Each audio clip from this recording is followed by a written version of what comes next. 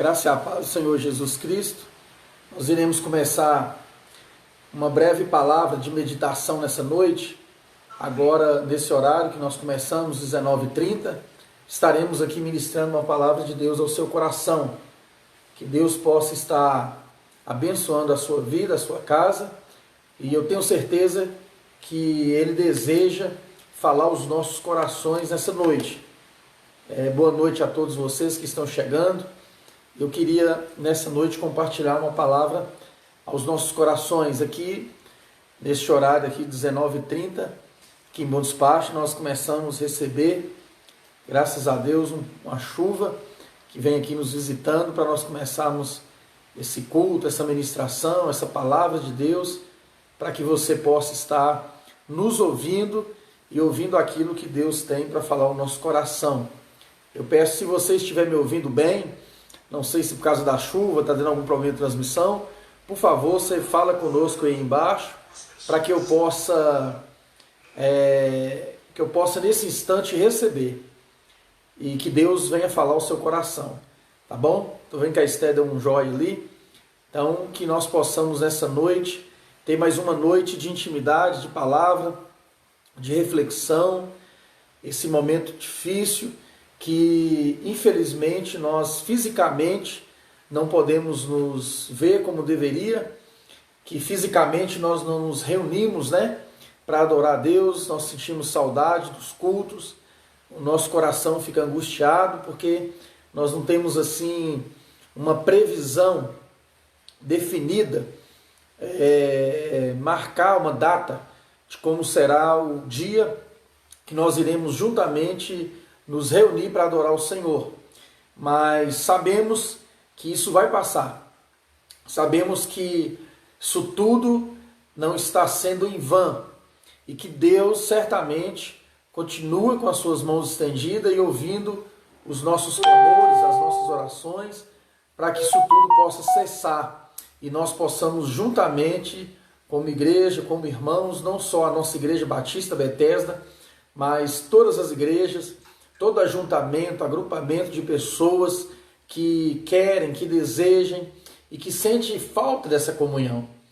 Na verdade, eu estava conversando com uma pessoa e ela me perguntou a respeito de como Deus vê tudo isso quando a igreja não está junta, Nós temos sempre os ensinamos na igreja que o lugar de crente é na igreja, o lugar de crente é em comunhão. E agora, como é que fica, Já que nós estamos vivendo no mundo virtual. Na verdade, nós estamos por causa de uma força maior. E Deus conhece o nosso coração. Uma coisa é você ficar em casa, sabendo que tem um culto, sabendo que é uma semana de adoração, sabendo que é um estudo bíblico, e você preferir dar prioridade a outra coisa. Agora, estarmos por uma necessidade de urgência, de calamidade, por causa da vida que nós queremos preservar, por causa da coerência, onde não só um país, não só um estado, não só um município, mas um mundo clama para que a ajuda fosse uma ajuda de evitar aglomerações de pessoas, porque nós sabemos que é uma guerra, como sempre estamos falando, invisível, de um inimigo que não vemos, e na realidade não chegamos a nenhum quadro aqui na nossa cidade que podemos registrar como definido, positivo. Teve uma suspeita de uma pessoa, mas nem aqui não mora. Porém, tem muitas pessoas ainda, infelizmente, a gente vê em São Paulo, 60% da população brasileira está lá, no sentido de ter contraído esse vírus e etc. Mas não importa se isso acontece ou se estamos distantes no sentido agora, o que importa é se estamos com o coração em Jesus. Se nossa vida ainda há uma devoção espiritual, há um desejo pelas coisas sagradas, há um desejo pelas realidades espirituais. O que Deus quer de nós é que mesmo nos distante fisicamente, podemos dizer assim, não nos ajuntando em um local, o que você e eu precisamos ouvir, você que está me ouvindo, talvez você é católica, espírita, ou você não tem credo nenhum, mas que certamente nos ouve, o importante é saber se Deus ainda é aquilo mais importante e essencial nas nossas vidas. E se você vê Deus como prioridade, como importante, é o que nós queremos ouvir nessa noite através da palavra do Senhor. Enquanto isso, vai chegando pessoas aqui e nós vamos meditar na palavra do Senhor que está lá em Marcos. A palavra de Deus hoje está no Evangelho de Marcos, capítulo 8, versículo 36. Se você puder, em nome de Jesus, pregar aí a sua Bíblia, a palavra de Deus que está em Marcos, capítulo de número 8, versos 36 e versos 37. O Evangelho de Jesus Cristo, escrito por Marcos. O segundo livro dos Evangelhos na Bíblia, no Novo Testamento. Evangelho de Marcos, capítulo 8, versículo 36 e 37. Que nós possamos fazer uma breve reflexão de uma palavra de Jesus para nós. Enquanto isso, você pode estar aí convidando alguém da sua casa, algum parente seu que gostaria de ouvir essa palavra, e nós vamos estar juntos aqui em alguns momentos ouvindo o que Deus tem para falar conosco. Marcos capítulo 8, versículo de número 36, a palavra de Deus vai dizer assim: o que aproveita o homem ganhar o mundo inteiro e perder a sua alma? Que faria um homem em troca de sua alma? Porque qualquer que nesta geração, ele diz uma geração adúltera, pecadora, se envergonhar de mim, das minhas palavras, também o Filho do Homem se envergonhará dele, quando vier na glória de seu Pai com seus santos anjos. Disse-lhe ainda: em verdade vos afirmo que vós, que aqui se encontra, alguém que há de maneira nenhuma passarão pela morte, até que venha chegado o poder do reino de Deus. Mas eu gostaria de ficar no versículo 36. O que aproveita o homem ganhar o mundo inteiro e perder a sua alma. Eu gostaria de fazer uma oração por você, uma oração para quem está nos ouvindo, uma oração por mim, uma oração para que Deus traga em nós uma palavra de poder nessa noite, em nome de Jesus. Pai querido, nós queremos te glorificar e te exaltar. Que o Espírito Santo do Senhor fale profundamente, Deus, aos nossos corações. Que a mão do Senhor, a graça do Senhor possa estar, ó Deus, falando a quem está nos ouvindo agora. Quem está agora, Deus, no sofá, na sala, na cozinha, onde estiver, ou ouvindo ou assistindo, que o Espírito Santo do Senhor possa ter liberdade de poder nos edificar e edificar a vida do nosso irmão ou irmã que está nos ouvindo. Que esta palavra seja uma palavra profunda, mas ao mesmo tempo simples e impactante, onde o teu nome seja glorificado e exaltado em nome de Jesus. Amém. Amém.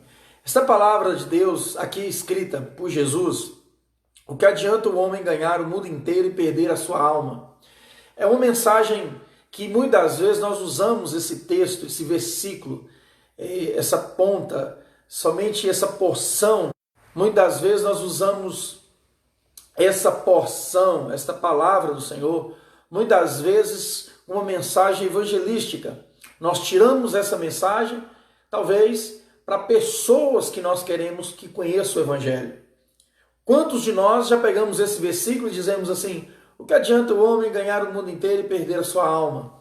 Para tentar ganhar uma pessoa de fora, para ganhar um marido, uma esposa, um patrão, um colega de serviço, um colega na escola, etc. Nós usamos muito esse versículo padronizado e evangelizar pessoas, alcançar pessoas, e de certa forma é uma palavra sim evangelística.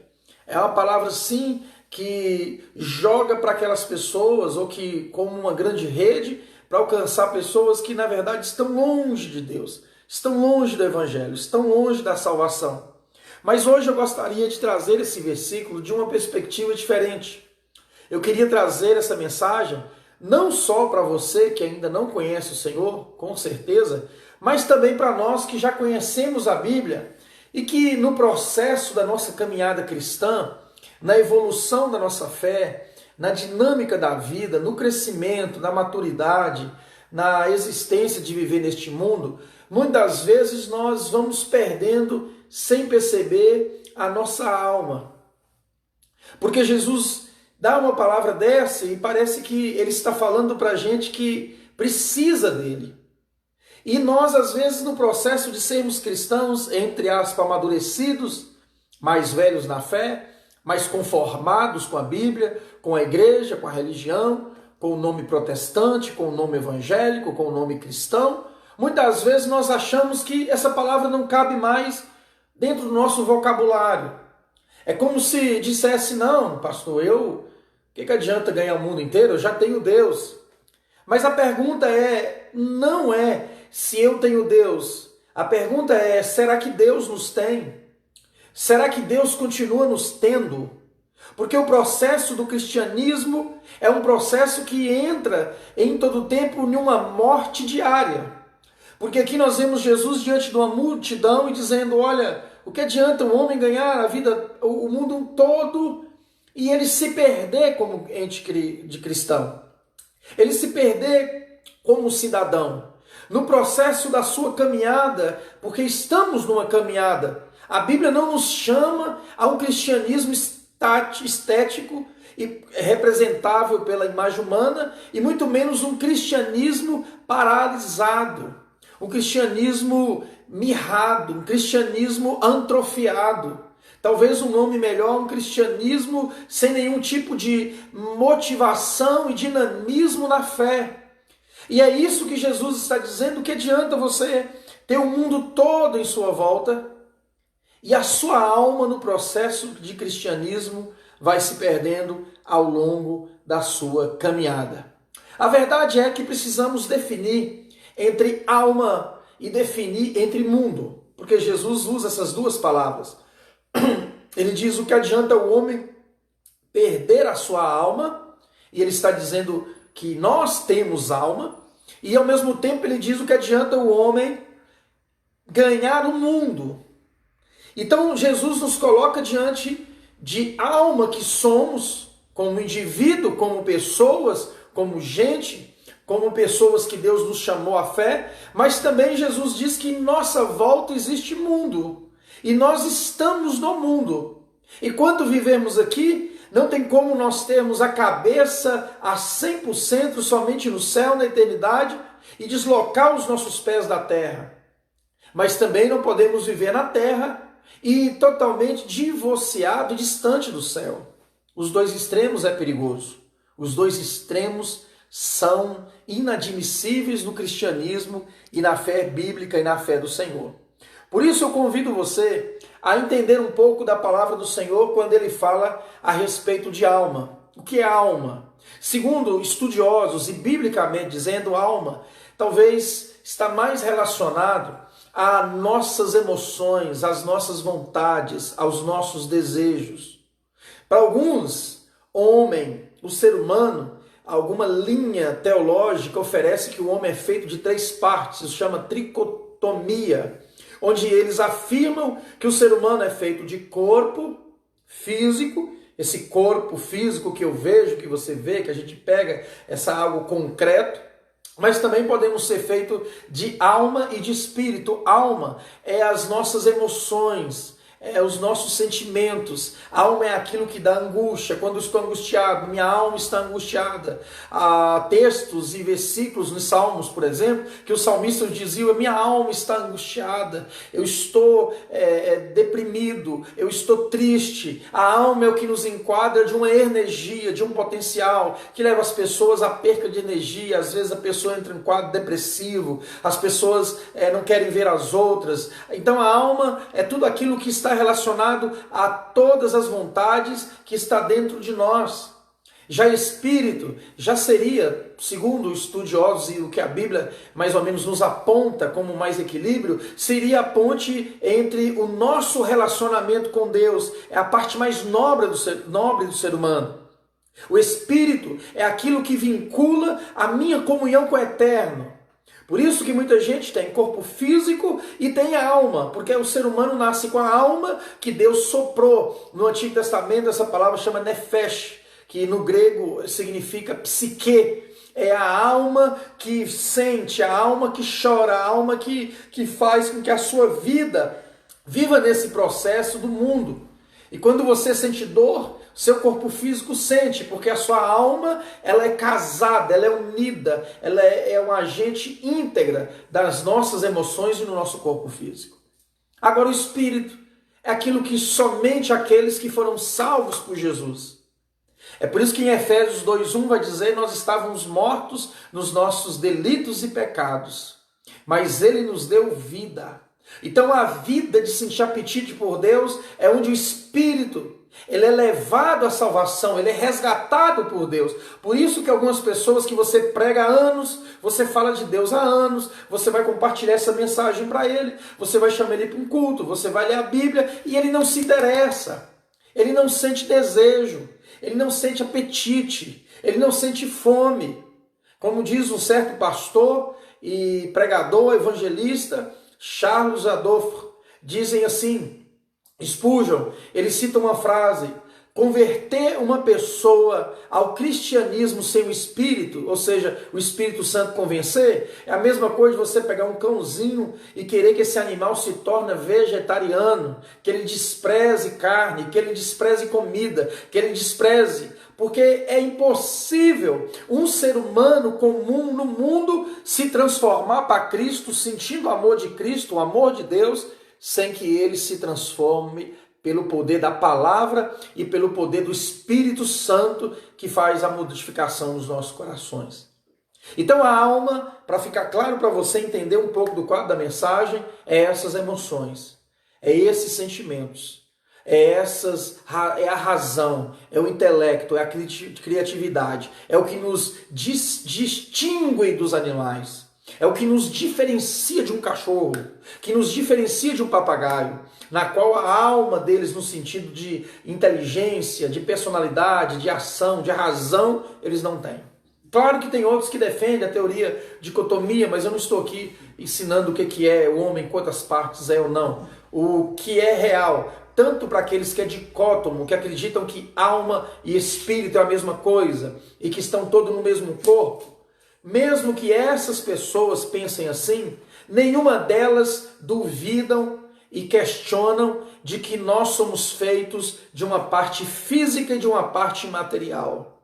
E a parte material, que é a alma, é onde Jesus começa a ensinar no Evangelho, que ele diz o que adianta o homem perder a sua alma, ou seja, perder sua razão, perder suas emoções.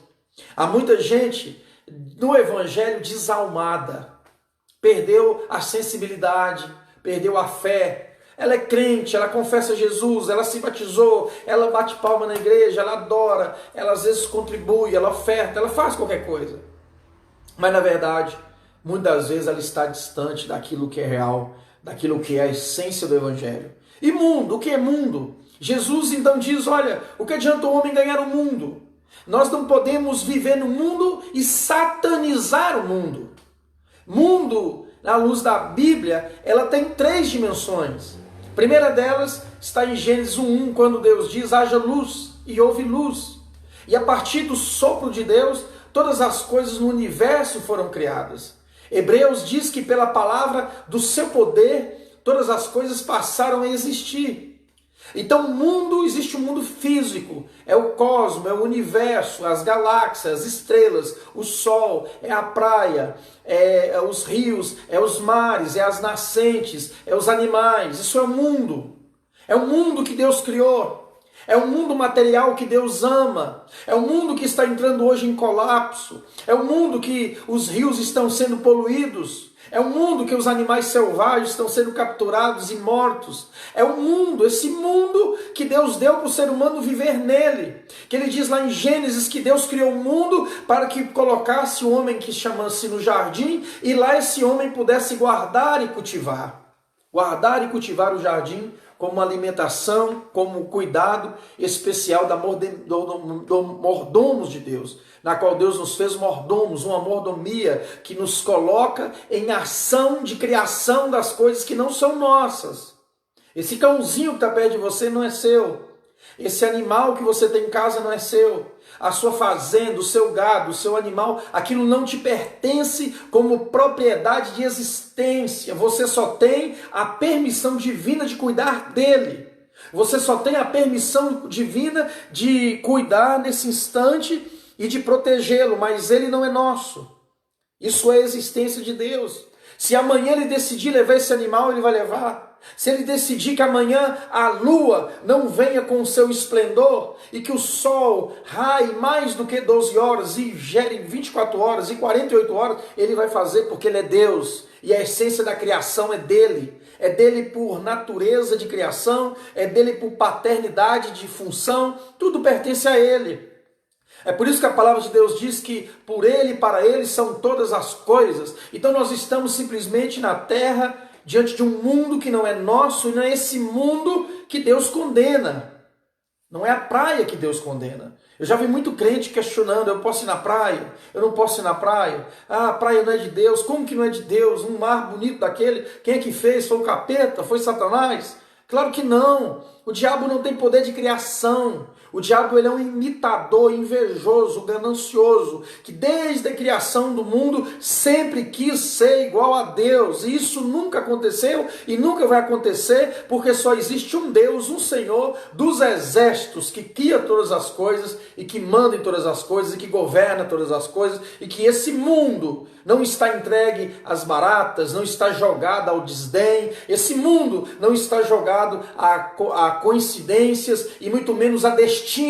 Esse mundo foi começado por Deus, está sendo preservado por Deus e vai ser terminado por Deus, quando a grande Jerusalém sair dos céus e habitar eternamente nessa terra e nos fazer um só povo, uma só nação. Mas há mundo também na Bíblia chamado mundo pessoas. João 3,16 diz assim: Deus amou o mundo de tal maneira que deu seu Filho unigênito para todo aquele que nele crê, não pereça, mas tenha a vida eterna. Que mundo é esse? Esse mundo aí já é gente. Quando diz lá, Jesus morreu para o mundo, ele não morreu para a praia, não morreu para o supermercado, não morreu para uma floresta amazônica, porque isso tudo Deus criou para você e para mim. Deus não precisa de oxigênio, ele é o próprio oxigênio. Deus não precisa de luz, ele é a essência da luz. Essas coisas em volta foram criadas para você e para mim. E quando diz Jesus morreu para o mundo, que mundo é esse? Que mundo é esse que Jesus morreu? Esse mundo chama-se o ser humano. Esse mundo é seu pai, é sua mãe, é sua irmã, é seu filho, é seu cunhado que está nas drogas, é sua enteada que não te ama, é sua sogra que está infernada na idolatria.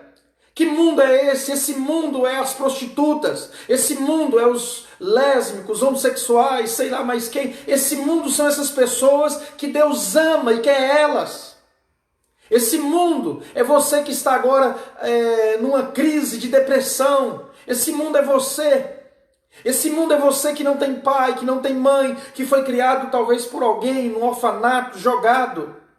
Esse mundo é para os mendigos, é para os pobres, que o governo não importa com eles, que a prefeitura não está nem aí, que o governador muito menos, que o presidente nem se fala. Esse mundo é o mundo que Jesus veio nas bordas de Jerusalém, nas margens da Galileia, e veio jogando suas redes para provar o seu amor, dizendo: eu vos amei. O Filho do Homem veio para salvar o pecador, e somos pecadores, e graças a Deus que esse Filho veio, porque ele veio de tal maneira e nos amou. Independente do que você é, independente que você é bom, independente se você é ruim, independente se você é uma pessoa bacana, caridosa, Deus te ama. Deus quer seu bem. Deus tem o prazer de te salvar. Ele quer eliminar esse vício dentro de você. Ele quer eliminar essas presas do mundo que te coloca preso e fechado aqui em teias de aranha que você não consegue sair delas. Esse mundo é o mundo pessoa. Mas existe um terceiro mundo. Mundo físico, mundo que somos nós, somos pessoas, que somos gente, que somos igreja, que Deus morreu. E o mundo que a Bíblia chama é o mundo sistema. Esse mundo Deus não tem compromisso com ele. Esse mundo sistêmico, esse mundo de leis humanas, são mundo divorciados de Deus. A Bíblia diz em todo tempo que o mundo que os homens criaram e estão criando são falidos. Biblicamente eles queriam criar um mundo para eles. Gênesis capítulo 11. Queriam criar um mundo na qual eles fizeram uma torre e foram subindo nessa torre. E lá, nessa torre chamada Torre de Babel, eles queriam construir uma casinha para eles. Falou, vamos fazer uma casinha para nós? Porque esse mundo aqui, nós vamos fazer ele melhor do que Deus. Porque o mundo que Deus nos ofereceu, que é o mundo de encher a terra, povoar, criar filhos, adorar Ele, esse mundo a gente não quer. Vamos criar o nosso sistema, as nossas leis, as nossas exigências, os nossos princípios. E esse mundo sistema, que é o mundo que Deus condena. 1 João, por exemplo, fala sobre esse mundo, João 2,15 diz lá, não ameis o mundo nem as coisas que há no mundo, se alguém ama o mundo, o amor do Pai não está nele. 1 João 2,15. Porque tudo que há no mundo, a concupiscência da carne, dos olhos e a soberba da vida, não procede do Pai, mas procede do mundo. Que mundo é esse? É um mundo sistema onde o homem coloca suas leis, coloca sua vida. Este mundo, Deus abomina ele. Deus não tem compromisso com ele. E quando ele diz assim, aquele que ama o mundo, o amor do Pai não está nele, é porque Deus está dizendo, olha, não tem como você viver no mundo e casar com o sistema do mundo e divorciar da revelação da minha palavra. É por isso que nós estamos no mundo físico, por isso que nós estamos no mundo como pessoas e estamos debaixo de sistemas que são sistemas diabólicos, satanistas e são sistemas que blasfemam contra Deus. Por exemplo, eu vou lhe dar uma dica. O que é um mundo sem Deus? Me dá um exemplo. Por exemplo, tudo que é contra a vida. Tudo que é contra a vida, contra seres humanos, tudo que é contra o princípio, tudo que é contra desamor, tudo que é pobreza, tudo que oferece maldade é um mundo sem Deus. Esse mundo físico, esse mundo sistema que Deus abomina, é um mundo que as pessoas dizem assim, não importa o meio de você conquistar as coisas, o que importa é que você conquiste. Ou seja, as pessoas vivem de uma forma desonesta, roubando, enganando, trapaceando, comercializando, vendendo, mentindo, enganando, engana patrão, engana um vendedor, é bom de bico, é bom de lábia, vende uma mercadoria falsa. Esse mundo é o mundo dos homens. Os fins estão sempre querendo justificar os meios. Eu tenho minha casa, não importa como eu tenho. Esse mundo onde as pessoas adoram a sua próprio ego, a sua própria fama. Deus não ama o mundo em que os homens fazem o mundo para si. Domingo eu vou falar sobre esse assunto, depois de amanhã, ora por nós, sobre a importância porque Deus nos criou. Eu já vou adiantando, Deus nos criou para a sua glória.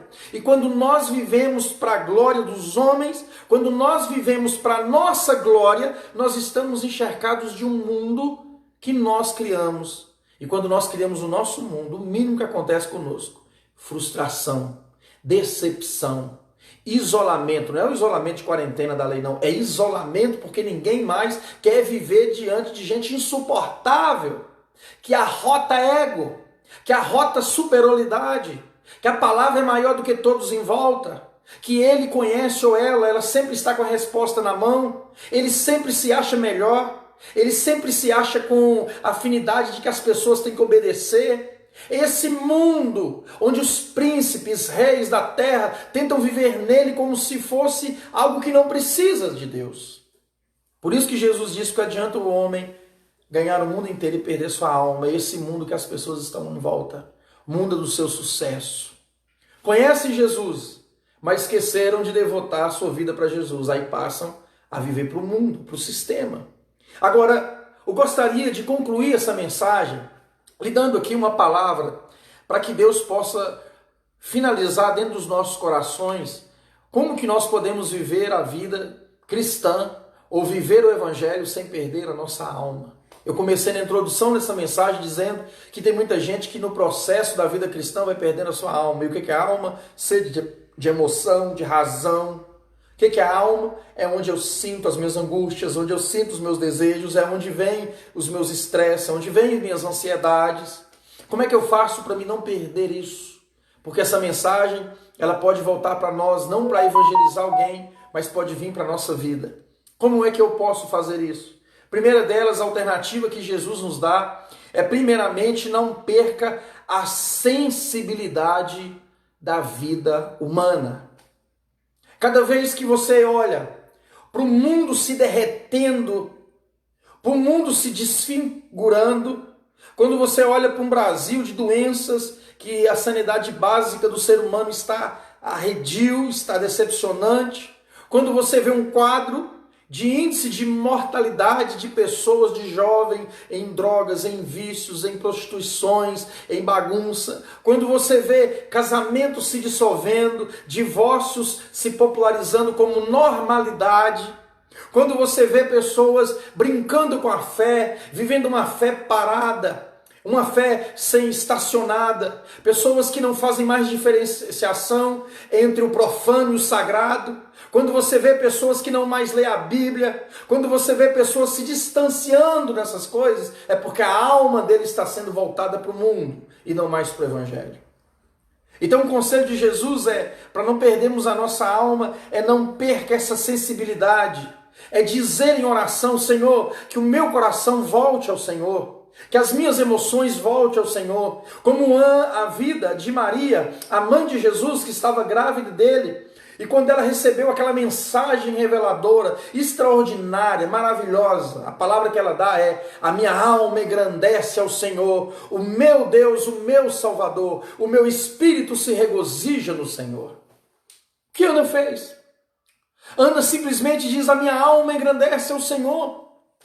Quando é que perdemos a nossa alma? É quando nós não temos mais Deus como Senhor absoluto em nossa vida, ao ponto de batermos palma e agradecermos a Ele, mesmo que não estamos na igreja. Quando é que eu perco a minha alma? É quando eu não consigo cantar um corinho na minha casa. É quando eu não leio uma Bíblia na minha casa. Nessa quarentena é quando eu não ouço uma mensagem de Deus. É quando eu não ouço um hino, um cantor cristão ou um cantor gospel que você goste, ou você não lê letras cristãs. A minha alma vai se perdendo e vai se vendendo ao mundo quando eu não engrandeço mais aquele que é maior do que eu, e eu disse que a minha alma era dele um dia. Ora, se a minha alma é de Deus, ela precisa ser devolvida para Ele. Se eu digo que o meu espírito é de Deus, eu preciso engrandecer Ele. E cada vez que a nossa alma vai perdendo essa sensibilidade, esse temor de oração, esse temor, como diz os irmãos que nós respeitamos com amor e carinho, pentecostais dizem, quando eu não sinto mais aquele arrepio, quando eu não sinto mais aquele calor, quando eu não sinto mais o fervor dentro de mim, é porque a minha alma está sendo perdida no processo da minha vida, sem eu perceber. 2 discípulos no caminho de Emaús, do lado de Jesus. Jesus morre, ele ressuscita, e Jesus vai numa aldeia chamada Emaús. E andando na estrada, 2 discípulos dele caminhando, não perceberam que Jesus estava do lado de 2 homens, e eles 2 não perceberam que era Jesus, eles estavam frustrados. Você ficou sabendo que morreu um homem aí em Jerusalém e que ressuscitou ele no 3º dia, e ele falou que ia voltar, e esse homem não voltou, e ele falando com Jesus e não sabia que quem estava na caminhada com ele era o próprio Jesus. Frustrados, eles entram numa aldeia. Frustrados, eles não sabem mais cadê Jesus. E quando eles comem na mesa e partem o pão, e eles se alimentem, ali eles sentem o calor da presença de Jesus, ao ponto de uns discípulos dizer: Senhor, fique conosco, não vá embora. Tem até um corinho, Fica conosco, nosso amado Salvador, fica conosco, nosso Senhor. E eles falam: não vai, Senhor, fica aqui conosco, fica mais um pouquinho. Porque ali, o calor da alma deles, encontraram tanta fé, tanto elemento de vida.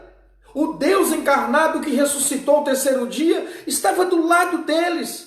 E eles sentiram aquela maravilha, aquele desdobramento, aquela fé, porque a fé não é uma emoção, a fé não é uma razão, mas a fé é uma revelação de Deus, que os nossos olhos caem como escamas de incredulidade, como escamas de medo, e a gente acha Deus pela fé, sabendo que Ele está do nosso lado, diante dos nossos medos e frustrações. Mas nós encontramos uma igreja que não está mais caminhando com Jesus. Nós encontramos uma igreja que mesmo no meio virtual e quarentena, eles não querem assistir os cultos. Pessoas talvez que agora estão me ouvindo ou vão me ouvir que dizem, nossa, que saudade da igreja, mas quando a igreja estava lá você não ia. Quando as portas do estudo bíblico estavam lá você não ia. Quando os cultos estavam na semana. E por que agora você está sentindo essa sede? É porque você está percebendo que Deus é importante para você e a gente só dá valor quando a gente começa a perder algumas coisas da vida. Porque quando a gente tem, a gente não valoriza. E é isso que Jesus está dizendo. Quando é que eu perco a minha alma? É quando eu perco a sensibilidade das coisas relacionadas à fé. Quando é que eu perco a minha alma? Uma outra coisa é quando eu deixo de perseverar. A virtude, a rainha de todas as virtudes é a perseverança. Perseverar na fé. Perseverar. Nós estamos vivendo um mundo de conflito. Como é que nós vamos vencer? Perseverando. Como é que nós vamos vencer essa crise econômica? Perseverando. Como é que nós vamos vencer esse vírus? Perseverando. Como é que nós vamos vencer a nossa vida cristã? Perseverando. Na perseverança sois salvos, porque dentro da perseverança nasce 3 elementos fundamentais que a Bíblia chama de fé, esperança e amor. Cada vez que eu persevero, eu consigo extrair dentro de mim as minhas energias fracas e eu volto para mim buscar fé. Cada vez que eu persevero, eu coloco esperança no meu coração. Os economistas estão desesperados. A ONU não sabe nem reunir para saber o que vai resolver do mundo. Donald Trump, que é o maior presidente da maior nação do mundo, o homem está em lágrima, o homem está fazendo sermão, o homem está orando lá e trazendo mensagens de oração aqui para o nosso presidente. Isso chama-se desespero. Isso chama-se elemento de fé. Será que é possível que você que está me ouvindo, ou você que serve a Deus há tanto tempo, não entendeu que Deus quer de nós arrancar dentro de nós no meio dessa tempestade, arrancar diante de nós nesse cativeiro, que estamos presos, prisão sem grade, arrancar dentro de nós a esperança. A esperança de que amanhã as coisas vão melhorar. A esperança de que Jesus não morreu e não está lá, como algumas religiões ainda colocam ele no crucifixo, morto. Mas o nosso Cristo não está mais lá. Ao 3º dia ele ressuscitou e ele vive. Porque ele vive, nós podemos crer no nosso Salvador. Porque ele vive, nós podemos crer no amanhã. Porque ele vive, a nossa alma não pertence mais ao mundo, mas pertence a uma eternidade. Eu posso ver de você um amém aí embaixo? Eu posso ver de você um glória a Deus aí do lado? Ou amém? Como é que eu faço para mim não perder a minha alma? É quando eu faço com que a minha vida volte no eixo daquilo que Deus quer que ela ande. E o que Deus quer que a gente faça para que a nossa vida viva no eixo ou volte a andar? É quando nós chegamos perto de Deus e diga, Deus, a minha alma está aqui. E se eu depender da minha alma, se eu pensar só nos meus instintos e nas minhas vontades, eu vou chutar o balde, eu vou abandonar minha fé, eu vou duvidar de Bíblia, de igreja, de tudo, presente na minha vida. Simplesmente se nós não voltarmos uma prática de emergência. A maior emergência não é um quadro do coronavírus, a maior emergência é uma volta para Deus. Eu falei isso sexta-feira, domingo. Eu falei que o pior inimigo nosso não é um coronavírus, não é uma doença, não é um desemprego, não é uma fome, não é uma peste, não é um HIV, não é uma depressão, muito menos um câncer. O nosso pior inimigo chama-se a ausência de Deus. Porque você pode ter saúde, mas se não tiver Deus, você não tem nada.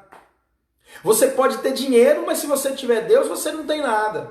Você pode ter um palácio, você pode ter uma moradia, você pode estar na ponta do pilar de todas as coisas nessa humanidade, mas se você tiver Deus, você não passa de um pobre. Porque na hora que você precisar, seu dinheiro não vai te salvar, como hoje não está salvando ninguém. A sua saúde não vai te salvar, como hoje, infelizmente, tem muitas pessoas morrendo. Mas se eu tenho Deus, eu posso até ficar sem dinheiro, eu posso até contrair uma doença, eu posso até me endividar. Mas se eu tenho Deus, eu tenho força, como diz Jó, porque eu sei que o meu Redentor vive, e por certo ele voltará para me buscar. Eu tenho força e energia e convicção que esse Deus está perto de mim. Como é que eu faço para mim não perder a minha alma? Volte-se para Jesus. A palavra do Senhor diz lá em 1 de Pedro, eu gostaria de ler com vocês, 1 de Pedro 1, 18 e 19. A palavra do Senhor diz lá, diz assim: sabemos que não foi mediante coisa corruptível, como prata ou ouro, que fostes resgatado no vosso sutil procedimento, pois vos levaram, mas pelo precioso sangue do Cordeiro, sem defeito, sem mácula, o sangue de Cristo. Como eu faço para não perder minha alma? Eu volto na introdução da mensagem que eu comecei. O que adianta o homem ganhar o mundo inteiro e perder a sua alma? Jesus está dizendo, o que adianta o homem viver no mundo sem consciência de mim? Eu só posso fazer com que minha alma volte para Deus quando 1 de Pedro diz que não fostes por balela que foste comprados. Não foste por ouro que foste comprados, mas pelo precioso sangue do Cordeiro, que eliminou seus pecados, que escreveu o seu nome no livro da vida. Esse mesmo nome tem poder para fazer com que você sinta a cada dia o desejo de saber que a sua vida pertence a Deus. Esse sangue que está lá em Romanos 5, 1, que diz lá que justificado, pois, mediante a fé, temos paz com Deus. Esse sangue que pegou toda a sua dívida, que é como se você chegasse e apresentasse uma dívida perante o seu credor, e toda a sua dívida tivesse lá, e ele pegasse ela, e no ponto que você não tivesse mais nenhum tipo de possibilidade de pagar, alguém foi lá e pegou toda a sua dívida e rasgou e limpou, e você voltou para casa, como diz Romanos 1,8.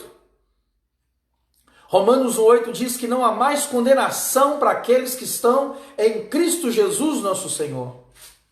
Você que está me ouvindo aqui agora, talvez você já é cristão, protestante, evangélico, aleluia, irmão, glória a Deus, paz do Senhor, ou está repreendido e tal. Você fala todos esses chavões, todos esses guetos evangélicos, mas se a tua alma não voltar para o Salvador, se o teu espírito não voltar em adoração para o seu Senhor nesta hora, a sua alma está vendida para o mundo.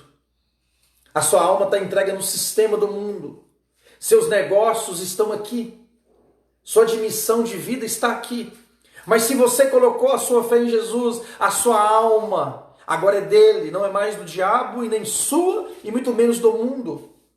Então eu te convido a entregar o seu coração a Jesus em adoração de verdade, em dizer, meu Deus, eu só tenho o Senhor na minha vida.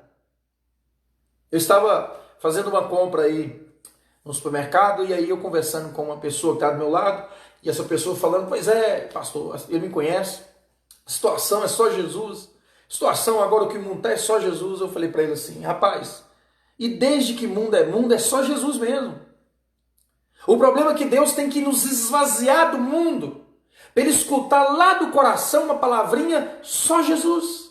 E esse só, não é só 10%, não é só 5%, só Jesus é tudo que a pessoa precisa. Outras pessoas a gente encontra e diz assim, pastor, meu marido não bebe, não fuma, não prostitui, não faz isso, não faz aquilo, ele só falta Jesus. Como se Jesus fosse 3%, como se eu já estou pronto, só falta Jesus. Eu quero te dizer uma coisa, é preferível seu marido beber, fumar, prostituir, fazer tudo, e ele encontrar Jesus, que aí Jesus vai dar tanta força para esse homem, que ele já encontrou tudo o que ele precisava na vida, do que ele não fumar, nem beber, nem prostituir, e não querer que Jesus entre no coração dele. Porque o que o mundo precisa não é só de Jesus, o mundo precisa é Jesus. É o Salvador, é a vida eterna, porque sem Jesus nós não vamos para lugar nenhum. Sem Jesus, a minha alma já estaria vendida. Sem Jesus, eu não dormiria mais em paz. Sem Jesus, os meus pecados não estariam pagos e eu estaria debaixo da ira de Deus. Mas Jesus, o Cordeiro de Deus, que tira todo o pecado do mundo, hoje ele veio para te aliviar.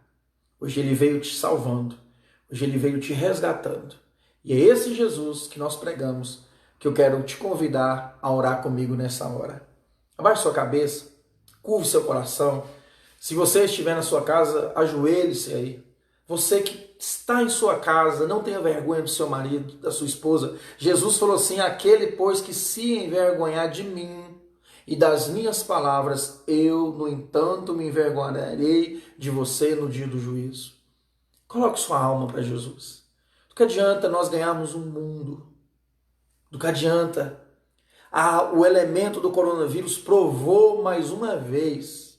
Esse vírus, essa peste, essa praga, só está vindo para provar por milhões e milhões de vezes de coisas que a gente vem pregando, a gente vem falando, eu, pastores, evangelistas, todo mundo vem falando, os meninos do louvor vem cantando e vem falando, adora só a Deus, serve só a Deus, mas o povo precisa apanhar, a humanidade precisa ser disciplinada, a humanidade precisa ver a necessidade urgente de Deus para que ela possa dobrar o joelho e falar: só Jesus? Não, é Jesus que eu preciso.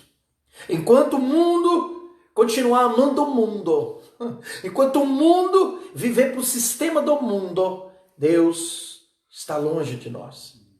Mas graças a Deus por Jesus Cristo, porque Deus habita em 2 lugares, só tem 2 endereços. Ele habita no alto e sublime trono, e ele habita no coração de um homem e uma mulher quebrantada para ele. Se nessa noite você ajoelhar aí onde você estiver e dizer: Deus, como eu estou amando o mundo. E o que adianta você amar o mundo e perder sua alma, que está perdendo ela, sua emoção, sua vida com Deus, seu desejo de orar, seu desejo de cantar, seu desejo de ler a Bíblia. Eu quero te ajudar se você está fraco. Pessoas aqui que estão me ouvindo agora, de repente, dias que não vai no culto, fisicamente dizendo, mas que estão fracas. Eu recebi pedido de oração para isso.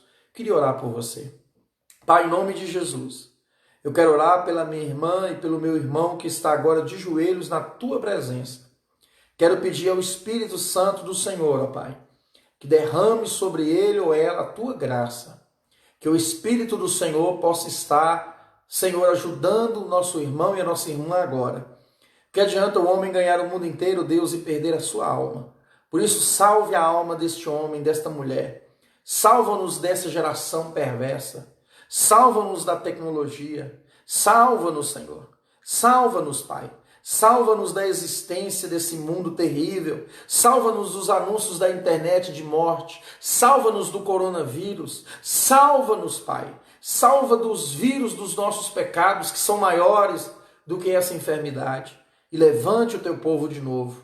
Eu oro por todos que estão nos ouvindo. Eu oro pelas igrejas, pelos pastores. Eu oro nessa noite, Senhor, que nós teríamos uma vigília hoje. E hoje eu estou orando por eles, em oração e comunhão, para adoração ao Senhor aqui no domingo. Abençoe teu povo, Pai. Não deixe a fé deles naufragarem, não deixe se distanciarem, mas que o Espírito do Senhor nos fortaleça, agora e sempre. Amém. Deus abençoe sua vida. Eu vou fazer um pequeno vídeo para colocar agora no anúncio da igreja, que nós teríamos uma vigília lá. Eu vou dar uma mensagem em relação, rapidinho, para que nós possamos nos consagrar e orar a Deus essa noite em favor da nossa vigília. E que Deus abençoe sua vida.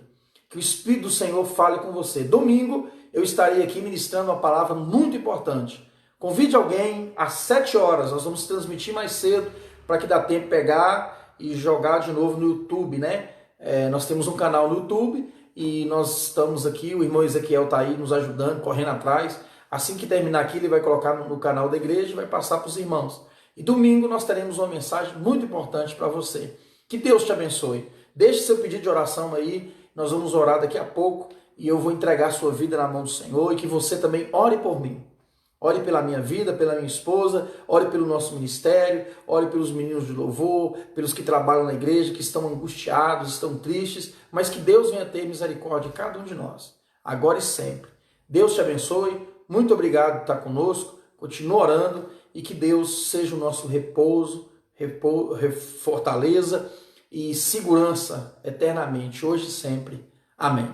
E que a graça do nosso Senhor e Salvador Jesus Cristo e as ricas comunhão do Espírito e do Pai, do Espírito Santo e do Filho, possa estar hoje e sempre sobre todos nós, para a glória do teu nome. Amém. Deus te abençoe, em nome de Jesus. Compartilha com outra pessoa assim que terminar, em nome de Jesus, tá bom? Deus te abençoe.